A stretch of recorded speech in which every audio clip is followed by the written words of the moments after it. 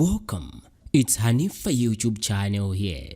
Gwamba, KELL, Ndi Ephraim Nyondo, Asumila MCHIMWENE wake wa Martse. Patangotha pafupifupi miyezi iwiri, chimwalireni woyimba wotchuka, ndi chamba cha Hip Hop Martin Nkhata, kunayamba kumveka nkhani, zakuti, kumwalira kwake sikunali kwa chilengedwe, koma kochita, kuphedwa, ndi anthu ena, omwe ndi asatanic. Izi zinayamba kumveka motero kamba kakanema yemwe Zimene Nkhata, MCHIMWENE wake wa Martse, anatulutsa kudzera mukanemayo. Iyeyo anayankhula kuti akukhulupirira kuti m'bale wawo sanamwalire imfa ya chilengedwe. Mukanemayo iyeyo anatchulamo wofalitsa nkhani wa Shepherd Bushiri, Ephraim Nyondo, komanso woyimba wina Gwamba, yemwe amadziwika ndi dzina lakuti Gwamba, kuti zikuonesa kuti anatengapo mbali pa imfa ya Martse. Chinthu china chomwe chinanenedwa mukanemayo ndi dzina la George Chikoko, omwe akuti ndi wolalika kapena kuti prophet, yemwe Martse anayankhulana naye asanachitiridwe ngozi ya moto kumangochi. Patangotha maola ochepa chabe, Zimene Nkhata atatulutsa kanemayo, naye George Chikoko anatulutsanso kanema wake wotsimikiza zomwe Zimene Nkhata anayankhula mukanema wake. Mukanemayo Achikoko anatchula anthu atatu kuti ndi omwe akukhuzidwa ndi imfa ya Martse. Mwa anthu atatuwa, iwowa anati awiri ndi omwe anatengapo mbali yayikulu, omwe ndi Gwamba komanso Ephraim Nyondo, ndipo wina yemwe gawo lake linali lochepa chabe ndi woyimba wina KELL Kambwiri, yemwe amadziwika ndi dzina lakuti KELL. Zitamveka chonchi, anthu ambiri mdziko muno, makamaka pa masamba a mchezo apa WhatsApp, anayamba kukhulupirira zomwe awiriwa anayankhula ponena kuti Martse anachita kuphedwa kudzera mu njira ya satanic. Chilichonse chomwe chingayankhulidwe cha anthu atatuwa pa masamba a mchezo chimalandira kunyozedwa, kutukanidwa, komanso kunenedwa zinthu zosakhala bwino. Ephraim Nyondo, Gwamba komanso KELL ananenedwa kuti ndi anthu akupha kudzera mu mphamvu za Satana, popeza Achikoko anayankhula kuti Martse ankakana kulowa mpingo wa sataniki, womwe enawa malingana ndi iwowa Achikokowa amati analowa kale. Mbiri ya anthu amenewa inayipa, ndipo paliponse mdziko muno anthu amakamba za anthuwa kuti ndi akupha. Miyoyo yawo sili ngati kale pomwe anthu amawalemekeza mdziko muno. Pa 24 Julayi mu chaka cha 2022, nkhanizi zili mkati kukambidwa Ephraim Nyondo, yemwe ndi mmodzi wa anthu woganiziridwawa kuti anatengapo mbali pa imfa ya Martse, anayankhulapo iyeyo kudzera pa tsamba lake la mchezo lopezeka pa Facebook. Ananena kuti ndi wokhumudwa kuti kucheza kwawo ndi Martin Nkhata monga anthu odziwana, kwa anthu ena kunasandutsidwa nkhani yomwe wayipitsidwa nayo dziko lonse kuti iyeyo ndi wakupha. Mu uthenga womwe analembawo, iyeyo anati anamudziwa Martse mchaka cha 2016 pa nthawi yomwe ankagwira ntchito ngati mtolankhani ku newspaper ya Nation. Pa nthawiyo Martse anamupempha Ephraim kuti aunguze nyimbo yake ya mwano yomwe anayimba ndi KELL. Anachita zomwe iye amafuna monga munthu wogwira ntchito ku newspaper. Martse ndi Ephraim anayamba kumacheza mwa apo ndi apo, koma mchaka cha 2018 Ephraim anakumana ndi Martse ku ukwati wa mnzake wina mu mzinda wa Lilongwe, ndipo ukuku ndi komwe anakumana koyamba. Anacheza ndipo anapalana ubwenzi popeza mayi ake a Ephraim ndi Nkhata, kotero anayamba kuyitanizana kuti khaze, monga anthu amene amatchulana kuti khaze. Anayamba kumacheza pafupi kudzera pa foni, ndipo amati Ephraim akabwera kumalawi kuno kuchoka ku South Africa komwe amagwirira ntchito amakumana. Mu chaka cha 2020 awiriwa ankacheza kwambiri, poti pa nthawiyo Ephraim anali akukanika kupita mdziko la South Africa kamba kakuti zipata zotulukira zinasekedwa kamba ka matenda a COVID-19. Kenako anayamba kukhala limodzi ku nyumba ya mchimwene wake wa Ephraim ku area 18 kwa miyezi iwiri, ndipo ankagwirizana. Malingana ndi Ephraim akuti nthawi yomwe mkazi wake ndi ana ake anabwera kuchoka ku South Africa amadziwidwa ndi Martse, ndipo panali ubale waukulu. Kudandaula kwa Ephraim pa zolembazo mchakuti mchifukwa chani kucheza kwawo ndi kuyankhulana kwawo kwa pa WhatsApp kupezeke kuti munthu wina atembenuze nkhani ndi kunena kuti iyeyo ndiye mwapangitsa kuti Martin Nkhata amwalire. Mukuyankhulamo Ephraim anawonjezera kunena kuti kudzera kwa Ashopad Bushiri anamuwuza kuti nkwabwino kuwakhululukira anthu onse omwe akunyazitsa dzina lawo, koma iyeyo anati inde awakhululukira, koma ali ndi ana komanso mkazi omwe patsogolo adzaonezi nkumanena kuti bambo awo anapha munthu, zomwe ndi zabodza. Kotero Ephraim anatsimikiza kunena kuti nthawi ikwana adzapanga chilichonse choyenera kuti iyeyo ayeretse dzina lake mu njira zabwino. Patatha masiku awiri Ephraim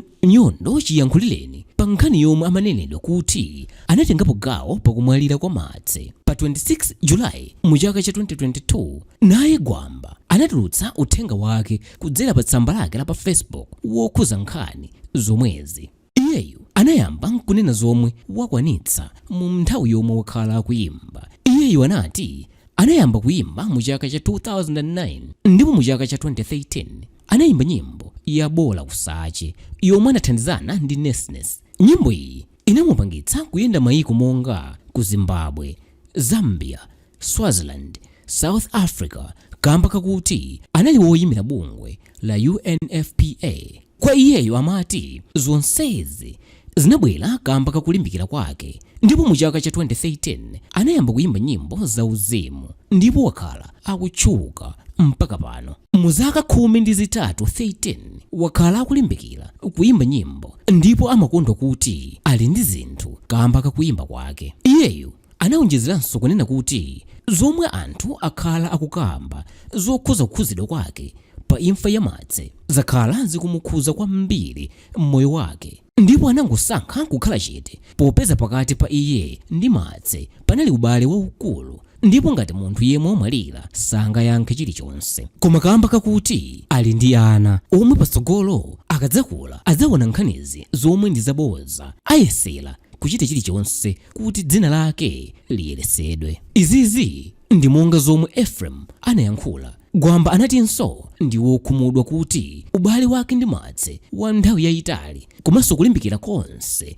komwe wakhala kuchita nthawi yonseyi kukathe ndi kuyipitsidwa ndi munthu wina yemwe akudzitcha kuti ndi prophet amene akufuna kutchuka poyipitsa mbiri za ena. Ukuku kunali kudandaula kwa Gwamba pa zomwe amaganiziridwa kuti anatengapo mbali pa imfa ya Martin Nkhata Martse. Madzulo a tsiku lomweli naye KELL yemwe a George Chikoko anamutchula kuti anatengapo mbali pa imfa ya Martse, naye anatulutsa uthenga womwe anaulemba pa tsamba lake la mchezo la pa Facebook. Iyeyo anayamba nkunena kuti palibe munthu yemwe akuyenera kuyipitsiridwa dzina lake, nkumachita kuti wavutikira kugwira mchito kuti adziwike mdziko muno.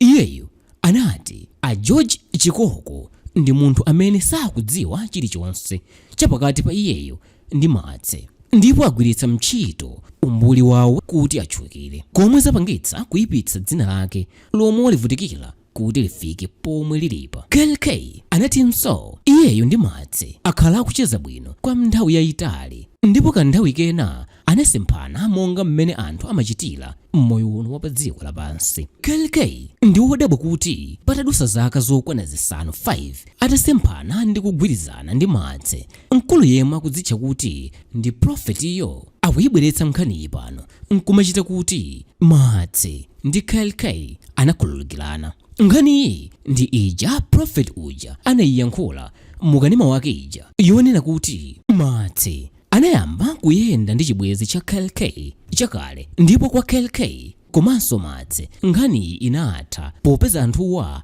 anapepesana. Iyeyo anatchulanso zitsanzo zingapo zomwe zikusonyeza kuti pakati pawo panali ubale wabwino, monga kuyimbira limodzi ku Sunday Music Festival ya mchaka chatha yomwe inachitikira ku Mangochi, ku Life Fest Festival komanso ku Mzuzu komwe anayimbira limodzi anthuwa. Kwa iyeyo akuti samamuda Martse munjira iliyonse koma sanali ngati mmene ankachezera mwakale. Pa nthawi yomwe Martse anapsa ndi moto ndipo anali ali mchipatala, KELL anali m'mawa lake akukhazikitsa chimbali chake chandabwera ndi nkhani pa 21 Meyi mu chaka cha 2022 ku Golf Club ku Lilongwe. Anthu ambiri mdziko muno anayamba kuyankhula kuti popeza Martse ndi yemwe anamuonesera KELL pomuyika mu nyimbo yake ya mwano, KELL akuyenera kuyimitsa malingaliro ake okhazikitsa chimbalecho pomupatsa ulemu mnzakeyo. Iyeyo KELL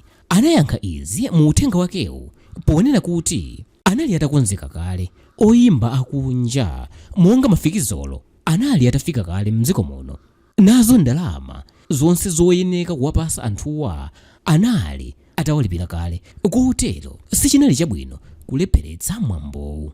Iyeyo anatinso anamupempherera Martse kuti achire, ndipo imfa yake inamukhuza kwambiri popeza anali mnzake wapamtima. Martin Nkhata atamwalira, makolo ake komanso azichemwali ake anapita kumaliro kuja, koma anali odabwa akuwuzidwa kuti pali anthu ena omwe akufuna awachite chipongwe pachifukwa chakuti akumuganizira kuti KELL anatengapo mbali pa imfa ya Martse. KELL analetsedwa kupita ku manda, ndipo anthu ena anamuwuza kuti akuyenera akhale ndi achitetezo popeza anthu ena atsimikizadi zomumenya. Anthu ena anamuwuzanso kuti asapite ku nyumba yake yomwe amakhala chifukwa chokunena kuti anthuwa akaphwanyako, ndipo izi zinapangitsa mkazi wake wa KELL kuchoka ku maliro othamanga kuti akapulumutse mwana wake Octavia. Patatha miyezi iwiri chimwalireni mnzakeyo kukubwera wina yemwe akuzitcha kuti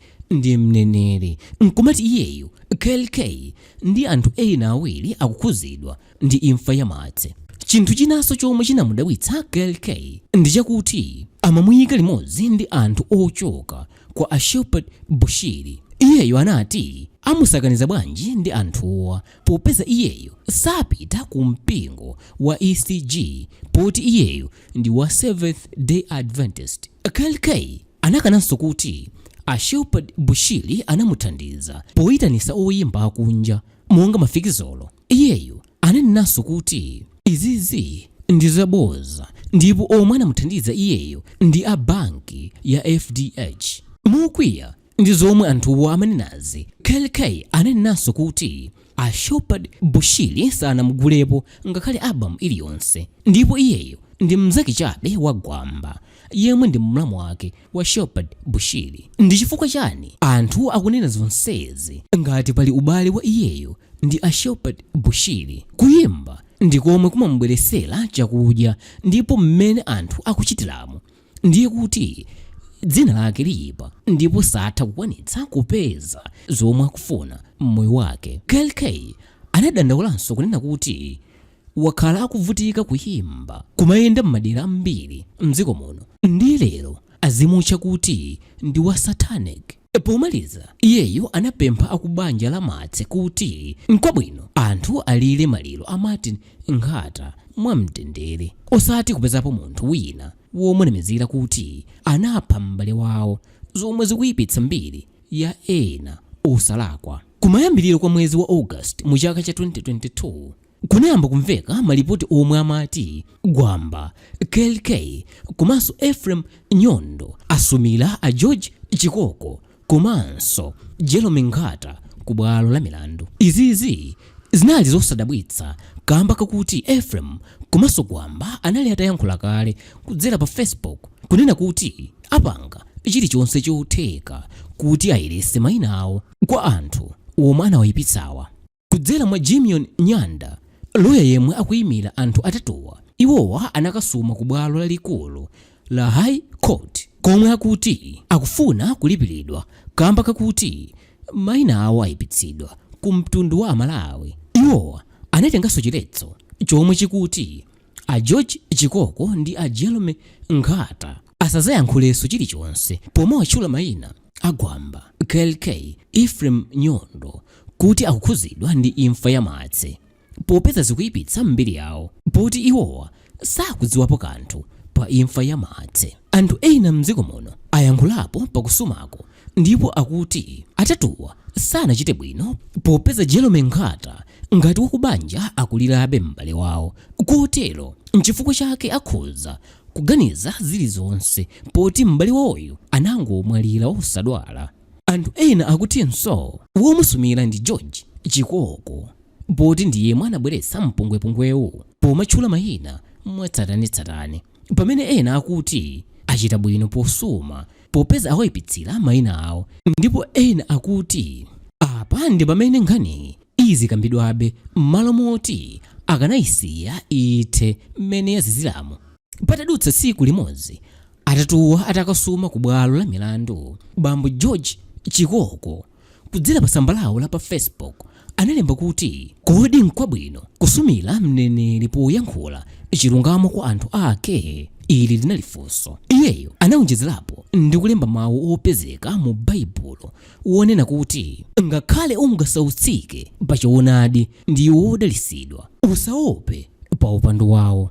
1 Peter 3:14. Kwa iwowa akuziona kuti amayankhulacho ndi chilungamo ndipo anthu sakuyenera awasuse.